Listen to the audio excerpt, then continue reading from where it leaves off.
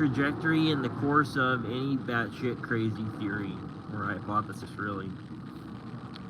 When one either has to accept that their ridiculous hypothesis is contrary to all the facts and evidence, or to discard the facts and evidence in order to cling to the hypothesis. And what Candace Owens has finally done,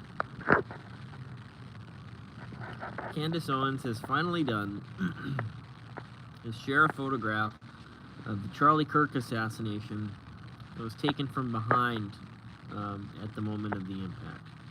And what I will say is that this photograph contains absolutely no evidentiary value.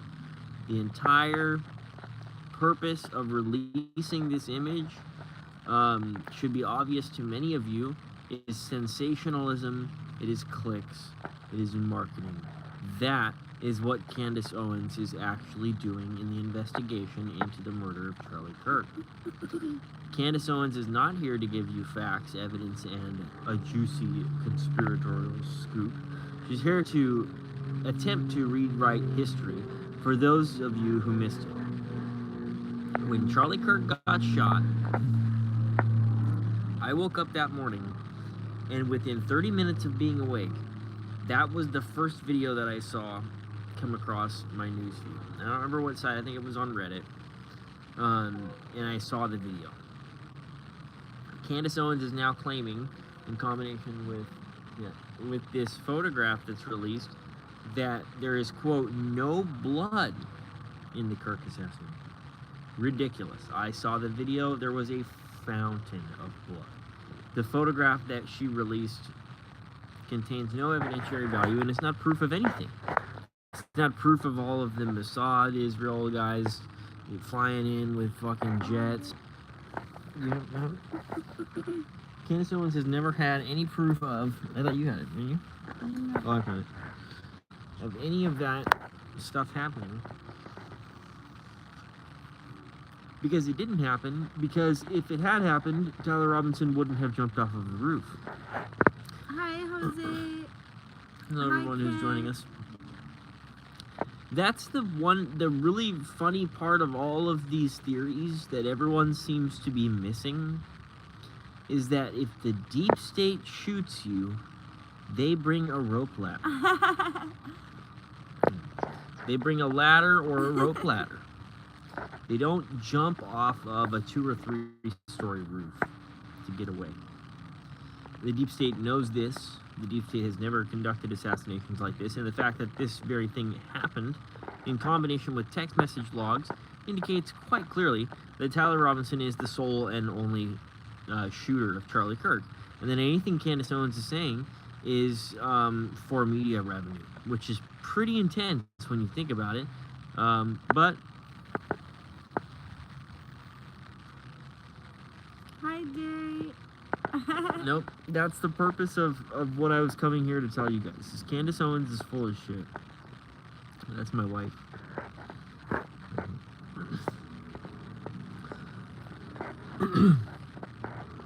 And I would completely avoid getting mixed up in her nonsense if you're researching this case. If you're researching this case, what you probably want to do is just hold back a little bit, wait for the hearings to come up. Tyler Robinson's going to be appearing in court. There's going to be things coming out in court. Court is going to be the place for true information. Now, for all the people that are on these podcasts and hanging out with conspiracy theorists and saying, "Oh, the text messages are manufactured," no, they're not. That information is something that would come out in court. If text messages are manufactured, the government wouldn't release that because the defense counsel can subpoena the phone company to obtain the same records. And if those records are non-existent, the case is in complete and total jeopardy. And so therefore, that information is going to come out in court. And I would wait and do nothing and watch as each hearing progresses in this case. Don't listen to Candace Owens. Don't listen to any of these crazy fucking people. They're fucking insane. They don't know what they're talking about.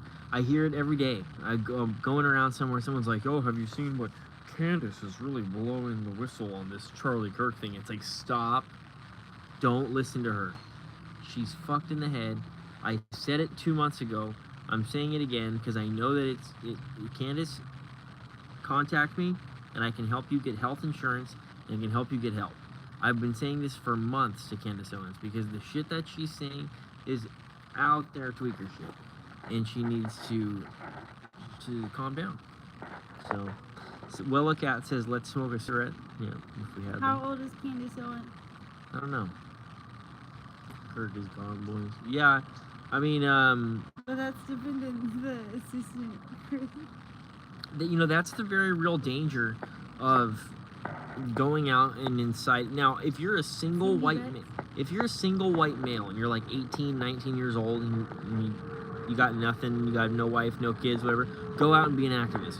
If you're a mature male with a family and kids and a wife and all this shit, do not be going to college campuses trying to incite the liberals into arguments. These people don't want to debate you. They want to shoot you because you guys have been fucking part of this incendiary rhetoric for so long on both sides. So the lesson to be learned here is that Charlie Kirk was being negligent with his safety. He was being negligent with the safety of his kids' fathers. He was being negligent with the safety of his wife's husband. That doesn't mean that he should. Being an apple only gives rewarding results. What does that mean?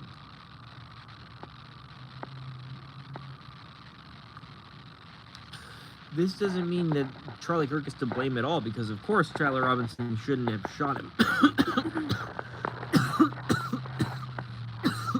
But I'm hoping that...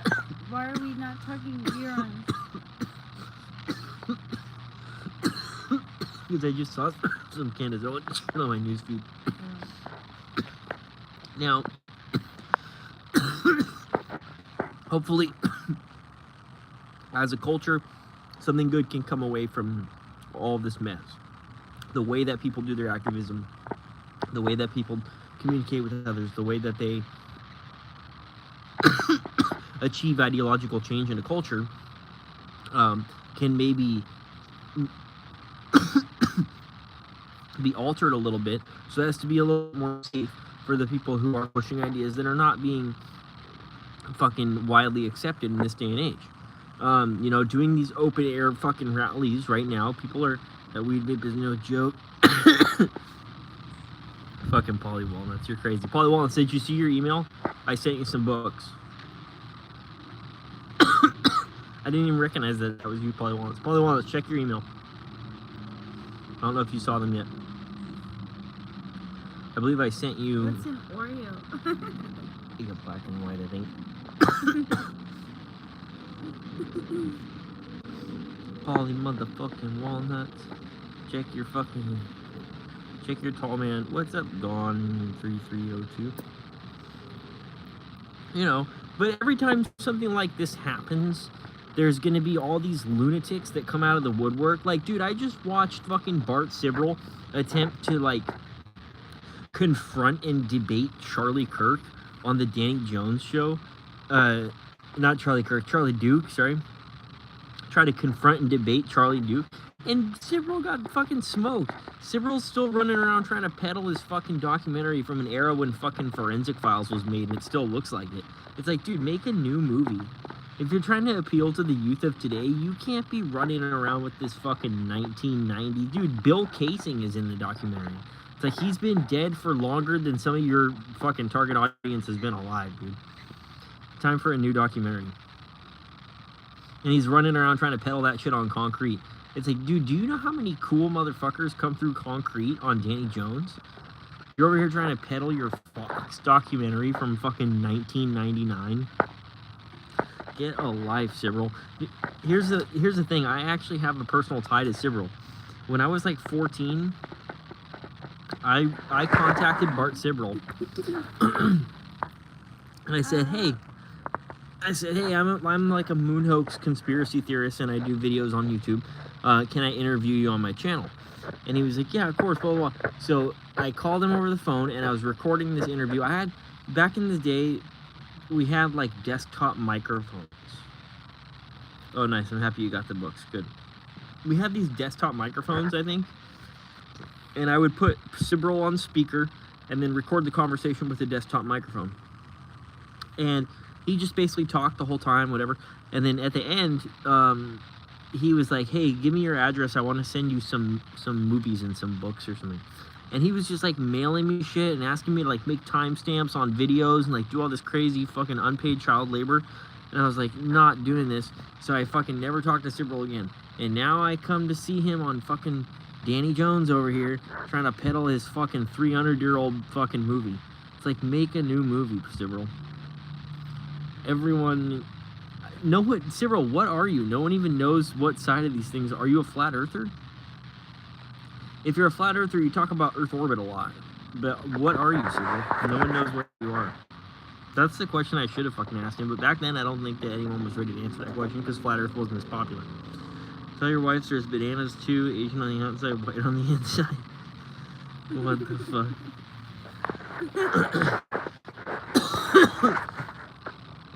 You know. So, if anyone can figure out for me what the fuck Bart Cyril believes in, you know, then I'm more interested in his possibility of an attempt in the distant future of talking to Charlie Duke. Charlie Duke came on there to tell his story. He's like, I walked on the fucking moon. I was there, Apollo, blah, blah, blah, blah, blah. And Cyril's like, yes, but have you seen my shitty documentary from 200 years ago? And it's like, no. It was the same documentary that he was running around peddling when he made Astronauts Gone Wild. So the movie Astronauts Gone Wild was the last time that Cyril and Charlie Duke had a sit-down, face-to-face conversation. That movie came out in like 2004. He was peddling the same Fox documentary in that movie that he's peddling on the Danny Jones show right now.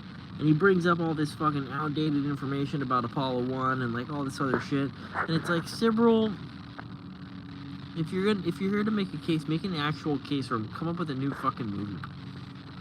Fucking fucked up. Sponsored by coffee. Yep. Coffee and a water bottle.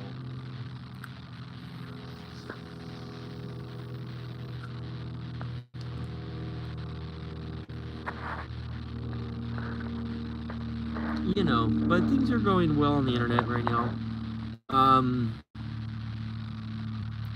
I'm waiting for your guys' fucking Marvin Margolis bullshit to blow over, by the way. Usually only takes a couple weeks, you know? Like, now until fucking a month from now, there'll be no talk of Marvin Margolis anymore. It's already on its way out. People are like, did he do the Black Dahlia murder and the Zodiac movies? It's like, he did neither of those things. Marvin Margolis. He's probably another fucking war hero. Are you guys going out of war hero again? Let me find out, dude. I get banned from Tom Voigt's forum for fucking 3 months, and you guys are going at a war hero when I come back online. What the fuck is going? Why is this always the case? It's not a war hero. I'm a Philly dude, but I used to live out there in Pignole. Is this pronounced Pignole? Why do you think JJD never attacked Pignole? Because he knew you were there and you were gonna fucking give him the what for and the why is with a fucking pipe wrench if he tried to show up? Come at me, Joseph D'Angelo, and you have like a fucking MG42. Because look, this is the fence that junk food fucking Joey would come through. You could put a fucking MG42 right there, downrange by the fucking kid, and when he comes through, just rip on him. Just fucking... It's way faster than that, though. It's like... It's fucking crazy. Maybe like... Junk food Joey get torn up by fucking Mauser ammunition. That's why he never attacked Pignole, Polly Hoods, because he knew you were there.